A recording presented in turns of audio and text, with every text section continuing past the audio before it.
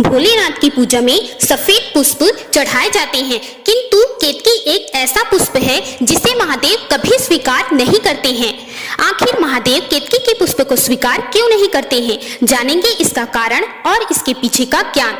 क्योंकि किसी भी बात को जान लेना ही संपूर्ण नहीं होता, अपितु इसके पीछे का ज्ञान भी हमें अवश्य समझना चाहिए और अपने जीवन में लागू करना चाहिए। आइए जानते हैं इसके पीछे का रहस्य क्या है। महादेव को भोलेनाथ भी कहा जाता है क्योंकि वो अपने भक्त की भक्ति से बहुत शीघ्र प्रसन्न हो जाते हैं।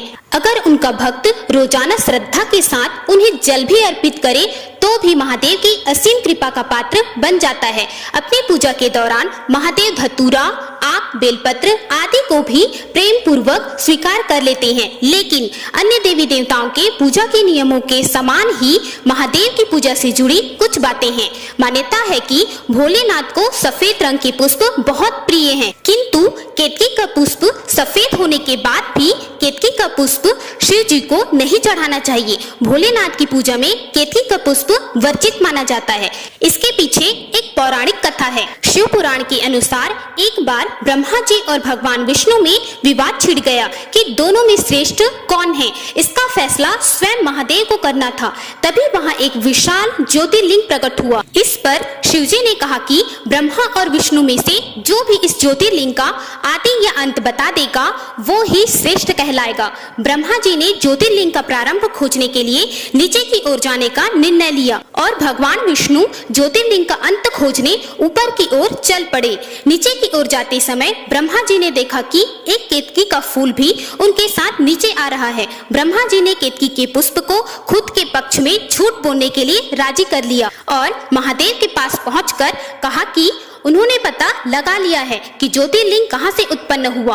उन्होंने केतकी के फूल को इस बात का साक्षी बताया। वहीं दूसरी तरफ विष्णु भगवान ने लौटकर महादेव से कहा कि वे इस शिवलिंग का अंत ढूंढ पाने में असमर्थ रहे। ब्रह्मा जी ने केतकी के फूल से अपने पक्ष में झूठ बुलवाया, लेकिन महादेव तो अंतर्यामी हैं और वे सच जानते थे, इसलिए उन्हें इस झूठ पर बहुत क्रोध आया और उन्होंने ब्रह्मा जी का एक सर काट दिया और केतकी के पुष्प को भी झूठ बोलने के लिए दंडित करते हुए कहा कि आज के बाद इस पुष्प का प्रयोग कभी भी मेरी पूजा में नहीं किया जाएगा। मैं इस पुष्प को कभी भी स्वीकार नहीं करूंगा।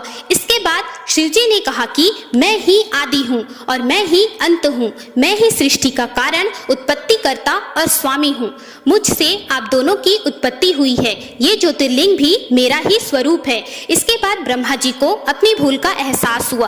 तत्पश्चात ब्रह्मा जी और भगवान विष्णु ने मिलकर ज्योतिर्लिंग की आराधना की और इस प्रकार भगवान शिव की पूजा में केतकी का फूल वर्जित हो गया। इस पूरी कथा को सुनने के पश्चात क्या आपने इसके पीछे का ज्ञान ग्रहण किया? आइए हम आपको बताते हैं इस कथा का ज्ञान। अंतर्यामी भोले भंडारी केतकी के पुष्प पर क्रोधित नहीं हुए, बल्कि केतकी के झूठ से क्रोधित हुए। अर्थात भोलेनाथ को झूठ या असत्य वचन अप्रिय है।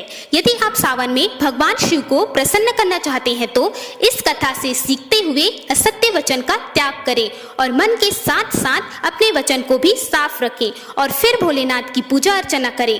इससे आप पर भोलेनाथ की कृपा अवश्य ही बरसेगी और जल्द ही आपकी सारी मनोकामनाओं की पूर्ति होगी। हर हर महादेव।